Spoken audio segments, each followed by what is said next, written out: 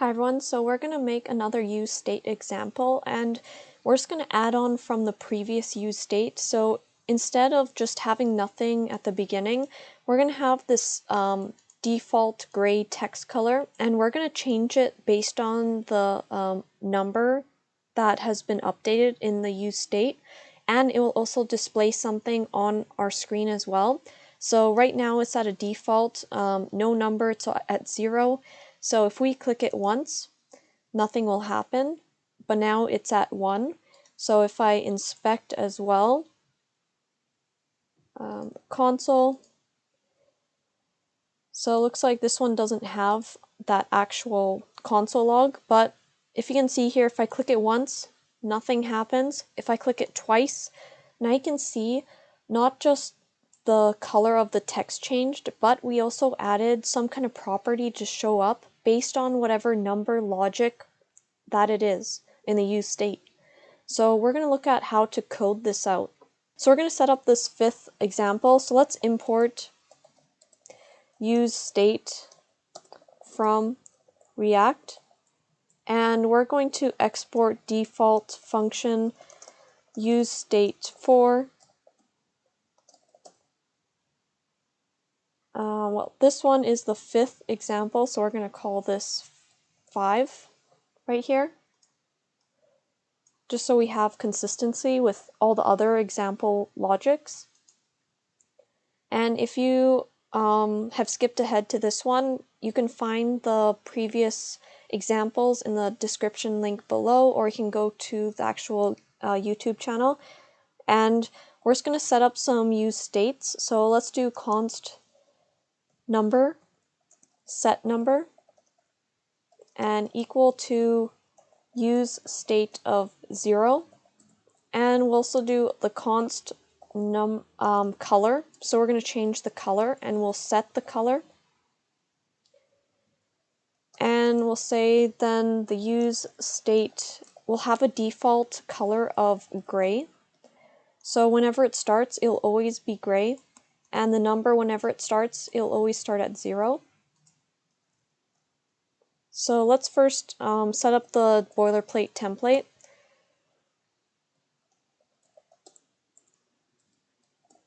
And we'll set up h1 to say change the text color. And this should be just the basics of what has to be set up for now. And let's actually run this so I can show you what it'll look like in the actual browser. So I'm just going to end this here, and I'll just say npm run dev. So let me go open the browser here so you guys could see what's going on. So we need to go to the actual pathway. We're going to go to useState 5 here. And as you can see, we got just the regular button and the text. Nothing's happening because we haven't attached any of the logic yet. We just have the bare bones structure right now. So, but you could see here, this is actually a dark black color text, and it's just a regular button here. It's not actually doing anything. So let's go back to our code. So what we want to do is, let's say on button click, we want to actually have some kind of logic. So let's say on click is equal to, so the brackets, arrow sign, and we're just going to have these parentheses as well, just because these curly brace brackets, because we're going to add multiple functionalities based on the on click. Or else if you just had one, then you didn't have to add this extra curly brace bracket. But I'm going to add at least 2 logics here. And what's going to happen is whenever they click on the button, this parentheses and arrow sign only is just saying that you can only change or do these actions only if you actually click on the button. If you take this away, then it'll automatically re-render to infinity and it will crash your program. So make sure you always have these regular brackets with the arrow sign in order to make sure that you don't make your program get stuck into just a random loop. So let's now set the number. Set number, let's say number +1 because we want to increase the logic number. And what we're going to do is we are going to actually add some kind of handler, and you can call this whatever you like, but I'm just going to call it handle change. And what's going to happen here is we are going to, based on whatever logic it is, H1, we can add a style here. So style, and we can add color. So this is essentially saying just give whatever text color that we have set up here, and the default color is gray. So this default color will be given to the actual text down below here. And what we want to do is add these curly brace brackets down here because we want to do some sort of logic based on the number count. So based on number, if it is greater than 1, then what we want to do is we want to actually display a div. So I will set this up like this.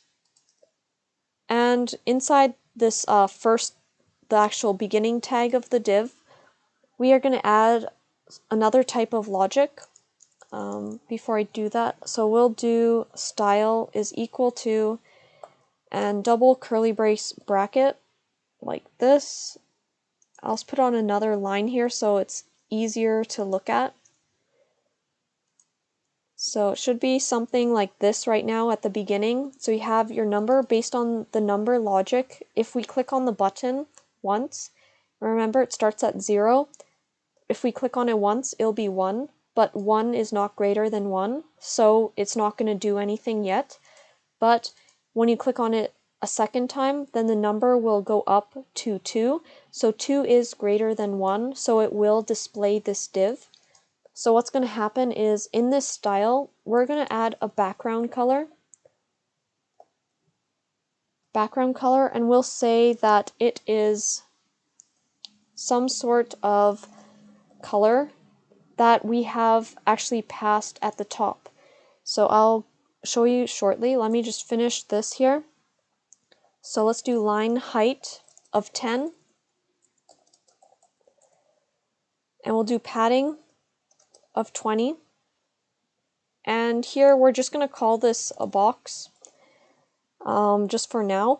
And it's essentially saying that in this div here that we're creating, it's just going to have a line height of 10, padding of 20 around this box here, and then we have added a background color. So this background color is referencing this color up at the top at the useState. I put it in backticks because we need this to be some sort of string in quotes. And if you can see here, the useStates are in quotes. So we have to use that $sign and then curly brace brackets with the actual color value. We're using the text called color, not set color, because then you won't be able to retrieve the actual individual color. Set color is what stores everything. Color is just grabbing the individual items. And this color, the default is gray. But what we want to do is once the number gets greater than 1, then we want to display this with the actual background color of whatever we want to change it to. So let's say here, because we have added a handler right over here, handle change, we're going to fix that. Handle change. We're going to make a handler here at the top. It's like another function, so only when you actually click on the button, then we're actually going to set some kind of color change on the actual text and background color. So we could do it const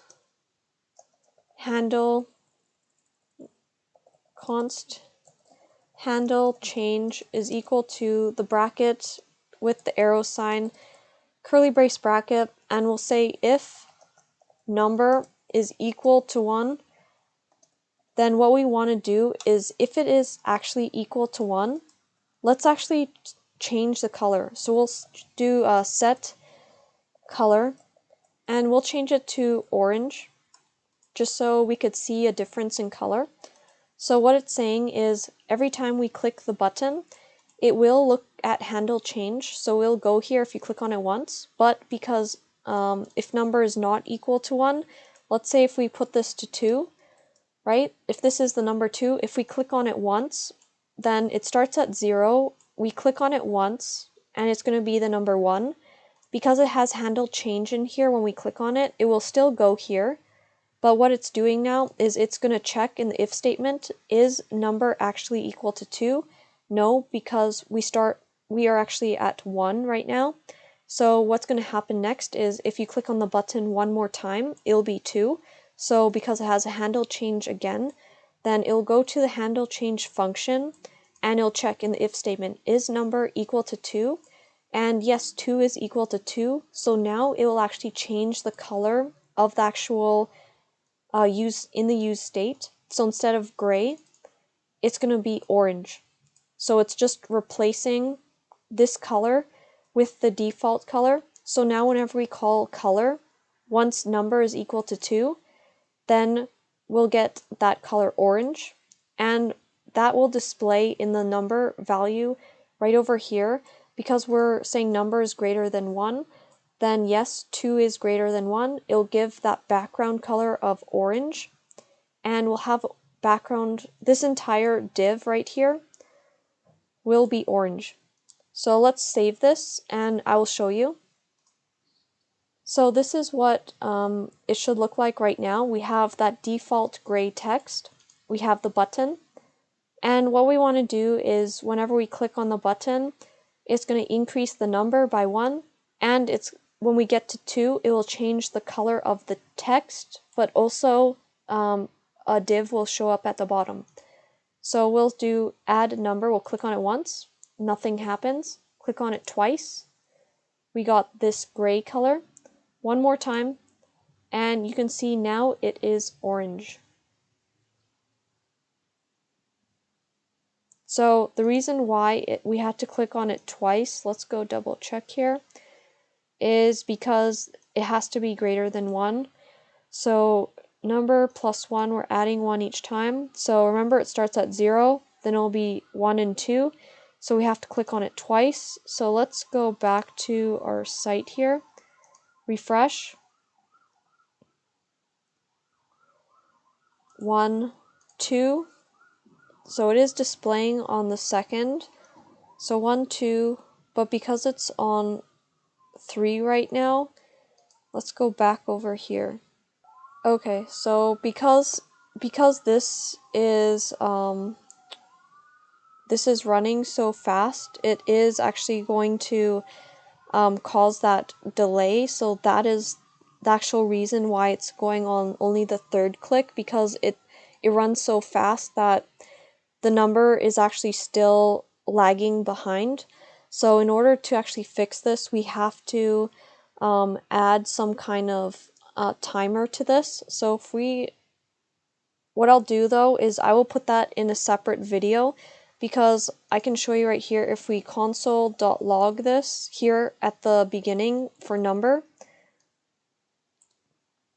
So let me organize this a little bit better. So if we console log this here before the set number, and then let's console log this after the handle change, and you'll see that it takes a while. It's not even going to update the number, so this is why the logic is lagging behind. But in the next few videos, I will show you like a set timer and how this can help this type of logic. So let's just save this, and I will go to the site right over here, and let's open the actual console. So refresh the page. So it's the gray text, the button. Let's click on it once, twice, 3 times. Let me go to inspect this. So you can see here we do have the actual logic. So remember, we clicked on it a few times, so let me refresh this again. So if we start at the beginning, you can see if we start at the beginning here, you can see that there's nothing in the console. And if I click add number, you see it starts at 0 because it's lagging behind still. And I will get to that in another video. But it shows it's 0, but in reality it's actually 1. And we'll click on it again, it should be 2. And then this should be 3. So it's just because it's lagging behind, but you can see here that the text and the background color does change based on the actual number logic. And I will be posting this code on GitHub, so you're able to reference it and try playing around with it in case you messed up on your code, you're able to at least follow along and see what you've missed. And in the next few videos, I will also get into how to fix this issue of the console log as well with these updates to the numbers.